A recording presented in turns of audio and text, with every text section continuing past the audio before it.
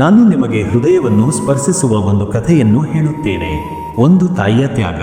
ಒಂದು ಪುಟ್ಟ ಹಳ್ಳಿಯಲ್ಲಿ ಸುಂದರವಾದ ದೇವಾಲಯದ ಪಕ್ಕದಲ್ಲಿ ಒಬ್ಬ ವೃದ್ಧೆಯೊಬ್ಬಳು ತನ್ನ ಏಕೈಕ ಮಗನ ಜೊತೆ ವಾಸಿಸುತ್ತಿದ್ದಳು. ಆಕೆಯ ಹೆಸರು ಗೌರಮ್ಮ. ಗೌರಮ್ಮನಿಗೆ ತನ್ನ ಮಗನೇ ಇಡೀ ಪ್ರಪಂಚ. ಆತ ಚೆನ್ನಾಗಿ ಓದಿ ದೊಡ್ಡ ಮನುಷ್ಯನಾಗಬೇಕು ಎಂದು ಹಗಲು ರಾತ್ರಿ ದುಡಿಯುತ್ತಿದ್ದಳು. ಅವಳ ಮಗ ರವಿ ಬುದ್ಧಿವಂತ ಮತ್ತು ಪ್ರೀತಿಸುವ ಹುಡುಗನಾಗಿದ್ದ.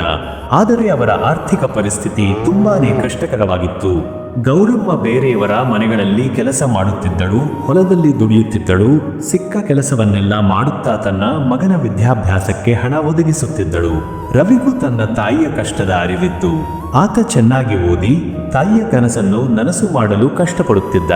ಹೀಗಿರುವಾಗ ಒಂದು ದಿನ ರವಿಗೆ ಕಾಲೇಜಿಗೆ ಸೇರಲು ಅವಕಾಶ ಸಿಕ್ಕಿತು.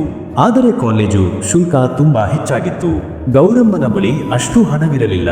ಆಕೆ ತುಂಬಾ ಚಿಂತಿತರಾದಳು. ಮಗನ ಕನಸನ್ನು ಹೇಗೆ ನನಸು ಮಾಡುವುದು ಎಂದು ಅವಳಿಗೆ ತಿಳಿಯಲಿಲ್ಲ. ರವಿ ತಾಯಿಯ ಮುಖದಲ್ಲಿನ ಚಿಂತೆಯನ್ನು ಗಮನಿಸಿದ. ಅಮ್ಮ, ಚಿಂತಿಸಬೇಡ, ಈ ವರ್ಷ ಕಾಲೇಜಿಗೆ ಹೋಗುವುದಿಲ್ಲ, ಮುಂದಿನ ವರ್ಷ ನೋಡೋಣ ಎಂದ. ಆದರೆ ಗೌರಮ್ಮನ ಹೃದಯಕ್ಕೆ ಬಹಳ ನೋವಾಯಿತು. ಅವಳು ಮಗನ ಕನಸನ್ನು ಯಾವುದೇ ಕಾರಣಕ್ಕೂ ಈಡೇರಿಸಬೇಕೆಂದು ದೃಢ ಸಂಕಲ್ಪ ಮಾಡಿದಳು. ಆ ರಾತ್ರಿ ಇಡೀ ಯೋಚಿಸಿದ ಗೌರಮ್ಮ ತನ್ನ ಬಳಿಯಿದ್ದ ಒಂದೇ ಒಂದು ಬೆಲೆಬಾಳುವ ವಸ್ತು, ಅದೆಂದರೆ ಅವಳ ಮದುವೆಯ ಚಿನ್ನದ ಬಳೆಗಳು. ಅವುಗಳನ್ನು ಮಾರಲು ನಿರ್ಧರಿಸಿದಳು. ಆ ಬಳೆಗಳು ಅವಳ ಪತಿದೇವ ನೀಡಿ ಜೀವನ ಪೂರ್ತಿಗಳ ಕೈಯಲ್ಲಿ ಭದ್ರವಾಗಿ ಉಳಿದುಕೊಂಡಿದ್ದವು. ಅವುಗಳನ್ನು ಕಳಚಲು ಅವಳ ಮನಸ್ಸು ಹಿಂಜರಿಯಿತು. ಆದರೆ ಮಗನ ಭವಿಷ್ಯದ ಮುಂದೆ ಯಾವುದೂ ದೊಡ್ಡದಲ್ಲ ಎಂದು ನಿರ್ಧರಿಸಿದಳು. ಮರುದಿನ ಬೆಳಿಗ್ಗೆ ಗೌರಮ್ಮ ಬಳೆಗಳನ್ನು ತೆಗೆದುಕೊಂಡು ಚಿನ್ನದ ಅಂಗಡಿಗೆ ಹೋದಳು. ಬಳೆಗಳನ್ನು ಮಾರಿ ಬಂದ ಹಣದಿಂದ ರವಿಯ ಕಾಲೇಜು ಶುಲ್ಕವನ್ನು ಪಾವತಿಸಿದಳು. ರವಿ ಇದನ್ನು ತಿಳಿದಾಗ ಆತನ ಕಣ್ಣುಗಳಲ್ಲಿ ನೀರು ತುಂಬಿ ಬಂದಿತು. ತಾಯಿಯ ತ್ಯಾಗಕ್ಕೆ ಆತ ಕೃತಜ್ಞನಾದ. ರವಿ ಕಾಲೇಜಿನಲ್ಲಿ ಅಚ್ಚುಮೆಚ್ಚಿನ ವಿದ್ಯಾರ್ಥಿಯಾದ.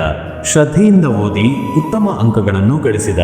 ಕಾಲೇಜು ಮುಗಿದ ನಂತರ ಆತ ಬೆಂಗಳೂರಿನಲ್ಲಿ ದೊಡ್ಡ ಕಂಪನಿಯಲ್ಲಿ ಒಳ್ಳೆಯ ಉದ್ಯೋಗ ಗಿಟ್ಟಿಸಿಕೊಂಡ. ಮೊದಲ ಸಂಬಳ ಬಂದಾಗ ರವಿ ತಾಯಿಗೆ ಒಂದು ಸುಂದರವಾದ ಸೀರೆಯನ್ನು ಮತ್ತು ಚಿನ್ನದ ಬಳೆಗಳನ್ನು ಖರೀದಿಸಿದ. ತಾಯಿಯ ಕಾಲುಗಳಿಗೆ ನಮಸ್ಕರಿಸಿ, ಅಮ್ಮ, ನಿನ್ನ ತ್ಯಾಗವೇ ನನ್ನ ಇಂದಿನ ಯಶಸ್ಸಿಗೆ ಕಾರಣ. ನೀನು ನನ್ನ ಕನಸುಗಳಿಗೆ ರೆಕ್ಕೆ ನೀಡಿದ ದೇವತೆ ಎಂದ.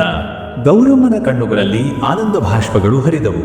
ತನ್ನ ಮಗ ದೊಡ್ಡ ಮನುಷ್ಯನಾಗಿ ತನ್ನನ್ನು ಪ್ರೀತಿಯಿಂದ ನೋಡಿಕೊಳ್ಳುವುದನ್ನು ಕಂಡು ಅವಳಿಗೆ ಇನ್ನಿಲ್ಲದ ಸಂತೋಷವಾಯಿತು. ಆ ದಿನ ಆ ಚಿನ್ನದ ಬಳೆಗಳು ಕೇವಲ ಆಭರಣಗಳಾಗಿರಲಿಲ್ಲ, ಅದು ಒಂದು ತಾಯಿಯ ಅಪ್ರತಿಮ ತ್ಯಾಗ ಮತ್ತು ಪ್ರೀತಿಯ ಸಂಕೇತವಾಗಿತ್ತು.